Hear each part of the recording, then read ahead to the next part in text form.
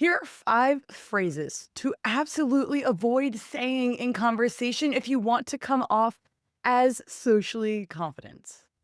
So, there's a lot of small things that we say in day to day conversation that can come off seemingly harmless, but actually convey that you are not confident or sure of yourself.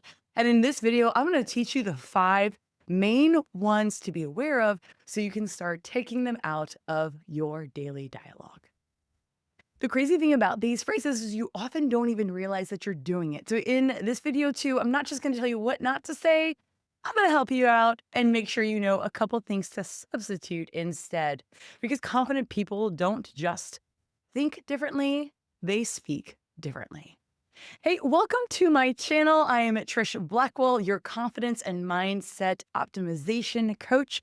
And in today's video, we're going to talk about the 5 things if you want to come off as a confident person in social situations. Our first one is don't say sorry when you haven't done anything wrong. Now, how does this come out? It comes out with, hey, sorry to bother you, or hey, sorry, quick question. Listen, sorry, can I just, you have to stop teaching people that you speaking is an inconvenience. So, how do we shift that? You go, hey, quick question. Excuse me, do you have a minute? Or, hey, here's what I'm thinking. I want you to stop apologizing for existing and save sorry for when you actually made a mistake. Phrase number 2.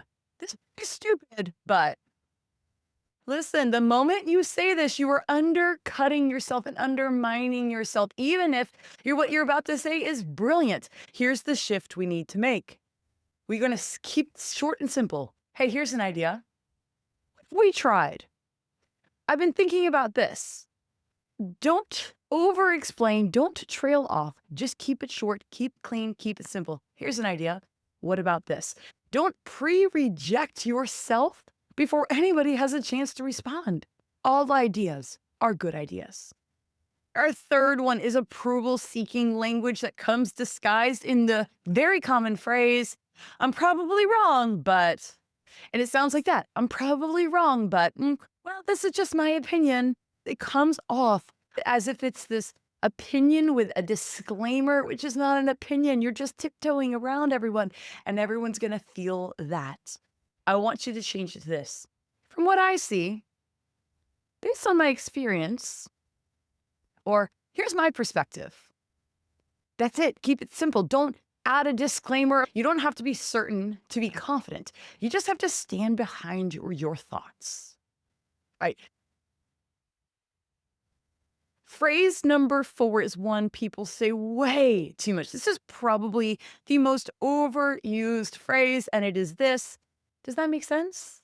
It's like we want the validation and approval of somebody when we're explaining something. It's a little subtle, and when it's said nervously, it signifies massive insecurity. Like you assume that you weren't clear. Confident people assume that they are clear. And so what we need to change it to, instead of saying, does that make sense? Hey, what questions do you have? What are your thoughts? How does that land?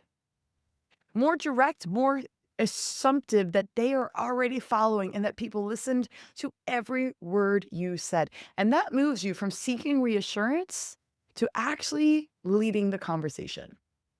And our final phrase is, oh, it's not a big deal. Now, I am guilty of this phrase, and you can say it sometimes without a doubt. But if you downplay your achievements, your ideas, or your needs, you're training people to do the same. We teach people how to treat us. And so instead, when somebody says, hey, congrats, or that's really awesome that you did this, that, or the other, you say, gosh, thank you. That's a full sentence. Yeah, it mattered. This is important to me. Or, hey, and rather say it's not a big deal, say, man, it is important to me. We'll make a shift and we'll modify. So we don't just excuse away, no big deal when it is a big deal. You say, oh gosh, this is important to me. I'm going to go ahead and take the reins from here.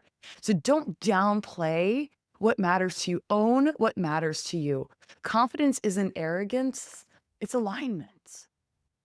And I want to remind you as we close out that social confidence isn't about being louder. It's not about your personality type, about being more extroverted than introverted at all. It's actually about being cleaner, and more confident in your own word choices and in your language. And how do you do this? You do this by practicing it and paying attention to how you speak today. And in this week, I want you to think and be aware of one of the 5 phrases that we covered in this video and just make a goal to eliminate it. Awareness is the start of change. Awareness is your superpower. So we don't have to change everything at once. I want you to replace the phrase when it comes up that you want to eliminate with one of the phrases I suggested.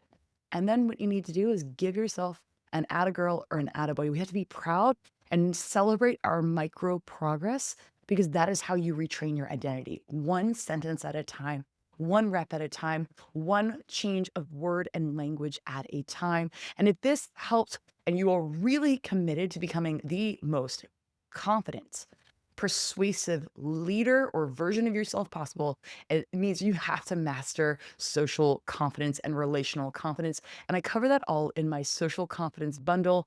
I'll pop it up here for you and you can get it. It's on sale now. You get 5 courses for the price of like 30% of one course. It is an insane deal. Go and check that out. You can also find it at trishblackwell.com/social confidence, and I'll get it all to you. Hit follow, hit subscribe, and I'll see you guys on the next video.